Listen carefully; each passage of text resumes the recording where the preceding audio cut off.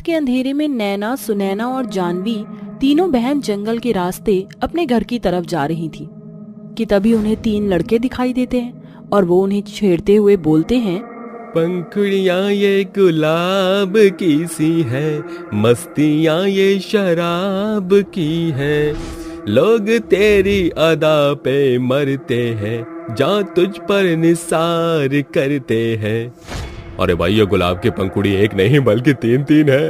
ओफो, भाई को पता है तभी तो इसने पंखुड़ी नहीं बल्कि पंखुड़ियाँ बोला है। वो तीनों बहनें उन लड़कों की बात सुनकर आगे की तरफ तेज तेज चलने लगती हैं कि तभी अचानक वहां पर तेज हवाएं चलने लगती हैं और उन हवाओं के साथ एक धीमी आवाज आती है, तुम मेरी बेटियों को छेड़ रहे हो, अब तुम तीनों में से एक भी नहीं बचेगा।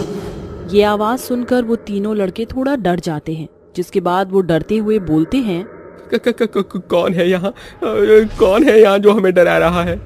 उसके इतना बोलते ही चुड़ैल उसके सामने आ जाती है और चिल्लाते हुए बोलती है,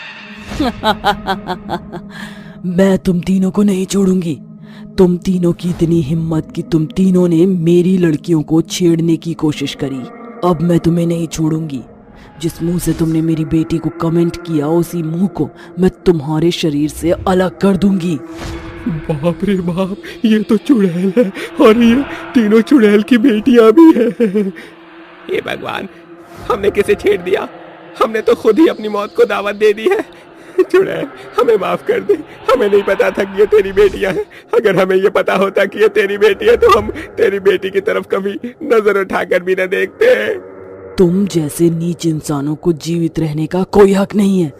यदि आज मैंने तुम्हें छोड़ दिया तो तुम कल किसी और लड़की को छेड़ोगे और मैं ऐसा नहीं कर सकती। इतना कहकर चुड़ैल उन तीनों को अपने भूतिया शक्ति से हवा में उड़ा देती है और उनकी जीभ को काट देती है और बेचारे दर्द में करहाने लगते हैं।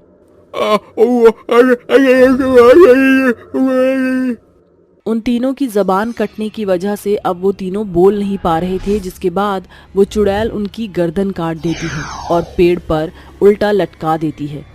इस तरह उन तीनों की एक भयानक मौत हो गई, जिसके बाद वो चुड़ैल अपनी बेटियों से बोलती है, बच्चों, अब तुम बेफिक्र होकर घर चले जाओ। अगर तुम्हें कोई भी परेशान करेगा तो मैं तुम्हारे साथ हूँ। ऐसे ही अब दिन बीतने लगे और चुड़ैल माँ आए दिन किसी न किसी को मौत के घाट उतारने लगी। वो लोगों को मारकर उनका खून पी जाती और पीपल के पेड़ में उल्टा लटका देती है। उस गांव में हर दिन किसी न किसी की लाश दिखाई देने लगी। ये सब देखकर गांव के लोग आपस में बात करते हुए बोलते हैं, आखिर ये चुड़ैल कौन है और ये लोगों को क्यों मार रही है? हमें इस चुड़ैल का राज पता लगाना ही होगा। लेकिन ये कैसे? हम इस चुड़ैल का पता कैसे लगा सकते हैं? तुमने सुना नहीं कि नैना, सुनैना और जानवी को भी कोई भी परेशानी आती है, वो किसी भी चीज से उनको दुख पहुंचाता है तो वो चुड़ैल आती है और हर उस चीज को खत्म कर देती है जो उन तीनों को परेशान करता है। इसका मतलब हमें कहीं से कुछ पता करने की जरूरत नहीं है, क्योंकि हम सभी को अब उस चुड़ैल का पता चल गया। लेकिन वो चुड़ैल इन तीनों की है क्या? आखिर लगती क्या है वो इन तीनों की? ये सच हम लोगों को पता लगाना होगा। गांव वालों की बात वो तीनों बहनें सुन लेती हैं, जिसके बाद वो तीनों वहां से चुपचाप चले जाती हैं और अपने घर में जाकर बैठ जाती हैं। अपनी माँ की फोटो लिए वो तीनों आपस में बोलती हैं, सुनैना दीदी, अब तो माँ खूंखार होती जा रही हैं। वो अब हमारे लिए नहीं बल्कि अपने लिए लोगों को मारना शुरू कर रही हैं। हमें माँ से बात करनी ही होगी। हाँ नैना, तुम बिल्कुल सही बोल रही हो, हमें माँ से बात करनी ही होगी। इतना कहकर जानवी अपनी माँ की फोटो पर हाथ रखती है और बोलती है, माँ, आप यहाँ पर आइए, हम तीनों बहनों को आपसे कुछ बात करनी है। अपनी सबसे छोटी बेटी की बात सुनकर चुड़ैल अपनी बेटियों के सामने आती है और उनसे बोलती है, क्या हो गया मेरे बच्चों? तुम्हें फिर कोई परेशान कर रहा है क्या? अगर कर रहा है तो मैं उसे जिंदा नहीं छोड़ूंगी, मैं उसे मार डालूंगी। नहीं माँ, आप अब इस गांव में किसी को भी नहीं मारेंगी। आप एक खूंखार चुड़ैल बनती जा रही हैं। आखिर क्यों मार रही हो इन सभी लोगों को? आप हम लोगों का नाम लेकर बेकसूर लोगों को मारती जा रही हैं। आप हमारे फायदे के लिए नहीं बल्कि खुद को जीवित रखने के लिए लोगों को मार रही हैं और उनका खून पी रही हैं। आखिर क्यों आप ऐसा क्यों कर रही हो? अच्छा, तो अब मेरे बच्चों को मुझ पर ही शक होने लगा। क्योंकि आप हमारी माँ नहीं बल्कि एक भयंकर चुड़ैल बन गई हैं। हाँ, हम मानते हैं कि आपने हमें पाल पोस कर बड़ा किया, लेकिन अब बस बहुत हुआ। हम बड़े हो चुके हैं, हम अपना ख्याल खुद रख सकते हैं। तो कृपया आप इस दुनिया को छोड़कर अपनी दुनिया में चली जाइए।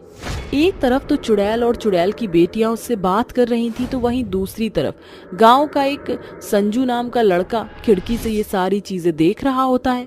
ये सब देखकर संजू के होश हवास उड़ गए थे।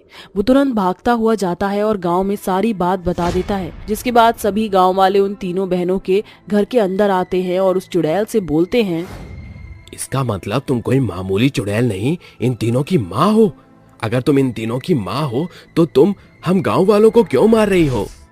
बताती हूँ। आज से 18 साल पहले की बात है। मैं इसी गांव में अपने परिवार वालों के साथ रहती थी। मेरे बच्चों के पिता इस दुनिया में नहीं थे। जब जानवी ने जन्म लिया तभी उसके पिता मर गए और इस चीज का ताना मेरे ससुराल वाले हमेशा मुझे देते रहे कि तेरे घर में लड़की है, लड़की। हमें लड़की की नहीं बल्कि लड़के की जरूरत है। उन लोगों ने हम लोगों को मारने की कई बार कोशिश की, लेकिन हम लोग हर बार बच गए।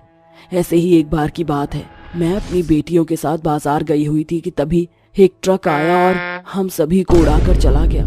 कुदरत का करिश्मा तो ये था कि मेरी तीनों बच्चियां बच गई, लेकिन मैं मर गई। मैं मर तो गई, लेकिन आज तक मैंने अपने बच्चों का पालन पोषण एक चुड़ैल बनकर ही किया है। लेकिन माँ, बस करो, अब हम बड़े हो चुके हैं। हमें जब भी आपकी जरूरत होगी हम आपको बुला लिया करेंगे, लेकिन फिलहाल के लिए आप चले जाओ। आप अपनी दुनिया में जाओ, यहाँ से मैं आपके आगे हाथ जोड़ रही हूँ माँ। अपनी बेटी की बात सुनकर चुड़ैल रोने लगती है और बोलती है, ठीक है बेटा, मैं यहाँ से अपनी दुनिया में जा रही हूँ, लेकिन अगर तुम्हें कभी भी कोई भी परेशानी हुई तो तुम बेझिझक आवाज लगा देना। मैं अपनी दुनिया से तुम्हारी मदद के लिए अवश्य आऊंगी। इतना कहकर चुड़ैल वहाँ से चली जाती है, जिसके बाद गांव वाले चुड़ैल की बेटियों को अपनी बेटी की तरह पालने लगते हैं और उनकी शादी किसी अच्छे घर में करवा देते हैं। इस तरह अब वो तीनों बहनें खुशी से रहने लगी और उन तीनों बहनों के साथ गांव वाले भी खुशी से रहने लगे।